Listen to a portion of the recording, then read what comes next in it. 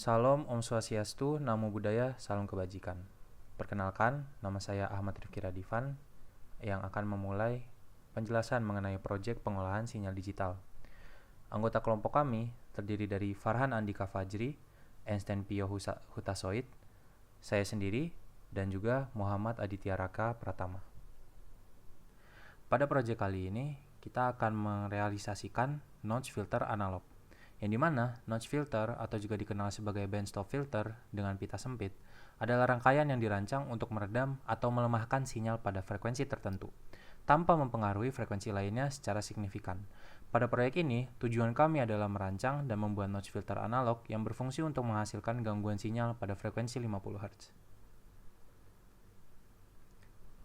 Untuk pemilihan topologi yang kita pilih pada proyek ini, yaitu kita memilih Twin T notch filter.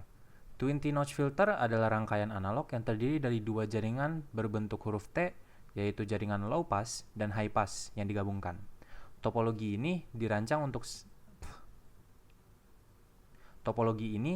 untuk secara efektif meredam frekuensi tertentu. Mengapa kita memilih topologi ini untuk proyek kita? Topologi Twin T memiliki desain sederhana, mudah dibuat dengan komponen pasif resistor dan kapasitor, serta mampu menghasilkan redaman yang tajam dan efektif pada satu frekuensi target, sehingga sangat cocok untuk menghilangkan gangguan 50 Hz dari sinyal listrik. Selanjutnya saya akan menjelaskan bagaimana kita memilih komponen pada filter tersebut. Bisa kita lihat, rumus untuk frekuensi cutoff pada filter adalah F cutoff sama dengan 1/2pi RC. Di sini kita misalkan nilai resistor adalah 62 kilo ohm. Dan apabila kita substitusi frekuensi cutoff yang kita inginkan adalah 50 Hz, maka kita akan mendapatkan perhitungan sebagai berikut yang ada di layar. Sehingga nilai kapasitor yang didapatkan sebesar sekitar 50 nanofarad. Sehingga nilai untuk resistor adalah 62 kilo ohm dan untuk kapasitor adalah 50 nanofarad. Berikut adalah skematik notch filter yang disimulasikan pada software Proteus. Bisa kita lihat, pada R1 dan R2, kita menggunakan nilai sebesar 62 kilo ohm yang seperti sudah kita misalkan sebelumnya. Dan untuk R3 adalah nilai setengah dari nilai resistor yang telah kita pilih. Dan bisa dilihat pada nilai kapasitor C1 dan C2, kita menggunakan 47 nanofarad. Mengapa kita menggunakan 47 nanofarad dan bukan 50 nanofarad? Hal ini dikarenakan 47 nanofarad lebih gampang ditemukan pada pasar dibandingkan 50 nanofarad. Itu adalah alasan mengapa kita memilih nilai tersebut. Dan untuk nilai kapasitor 3 pada skematik adalah 2 kali lipat nilai dari kapasitor yang telah dihitung, sehingga nilai yang didapatkan adalah 100 nanofarad. Selanjutnya kita akan menunjukkan realisasi dari rangkaian yang telah kita buat. Oke, kali ini saya akan menjelaskan tentang rangkaian yang sudah disusun pada breadboard. Dapat kita lihat pada positif dan negatifnya terdapat jumper berwarna biru, kemudian di negatifnya terdapat jumper berwarna ungu, di mana jumper tersebut akan dihubungkan kepada function generator. Selanjutnya, bisa kita lihat pada skematik pada Proteus terdapat R4 dan R3, di mana R4 dan R3 ini memiliki nilai yaitu 62 kilo ohm dan 62 kilo ohm. Nah, di tengah dari R4 dan R3 ini terdapat kapasitor yang memiliki nilai 100 nanofarad. Nah, ini kapasitor 1. Bisa kita lihat pada gambar tersebut merupakan kapasitor yang memiliki warna hijau.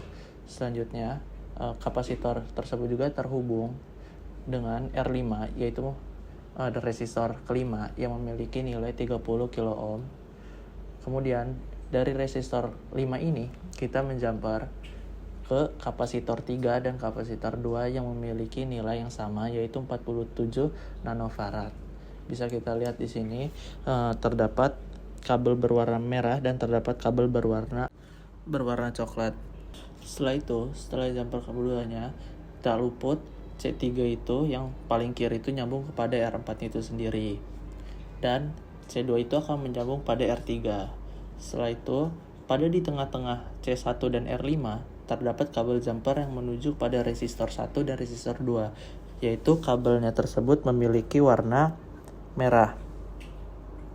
Pada resistor 1 dan resistor 2 itu memiliki nilai 10 kilo ohm, yang dimana pada resistor 1 itu akan menuju ground, yaitu ground negatif pada breadboard. Di sisi lain, R2 itu masuk kepada input keempat dari op-amp itu sendiri. Bisa dilihat dari kabel berwarna merah yang memasuki input nomor 4. Kemudian, R3 dan C2 ini akan masuk kepada pin 2, di mana pin 2 merupakan inverting. Dan pin 3 yang merupakan non-inverting akan di-feedbackkan kepada pin 1, yang dimana pin 1 merupakan output yang akan dilihat pada osiloskop. Untuk pin 2 ini kita jumper menggunakan kabel berwarna ungu, sedangkan pin 3 kita menggunakan kabel berwarna hitam. Selanjutnya untuk outputnya kita menggunakan kabel berwarna putih. Dan input pin ke-8 kita gunakan untuk power supply yang akan kita gunakan.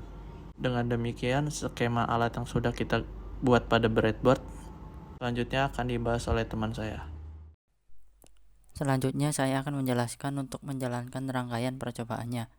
Yang pertama, pada op-amp kita beri tegangan VCC sebesar 12 volt dari power supply melalui probe positif, sedangkan untuk probe negatif kita hubungkan dengan ground.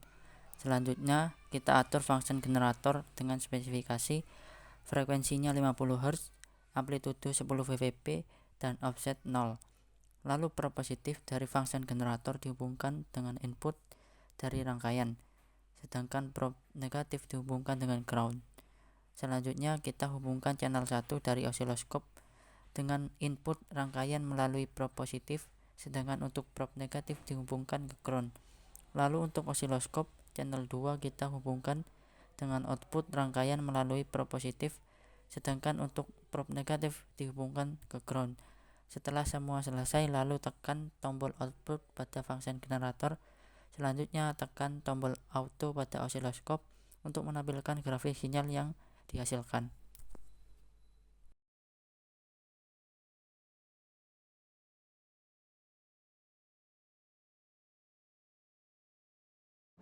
Oke, baik. Sekarang saya akan menjelaskan mengenai hasil yang kami peroleh. Dengan semua rangkaian yang setelah disediakan, kami mendapatkan hasil dari input 10,2 volt VPP di 50 Hz akan menghasilkan output VPP 3,6 volt. Dan juga terdapat pergeseran fasanya. Nah, kalau kita mau hitung dB-nya, penurunan dB-nya atau gain dB-nya, kita mendapatkan sekitar min 9 dB, di mana itu sudah melebihi dari frekuensi cutoff dan juga sudah sesuai dengan kriteria sistem yang diminta. Meskipun pada simulasi Proteus, seharusnya untuk komponen yang didapat itu kita memperoleh sekitar penurunan hampir min 17 dB.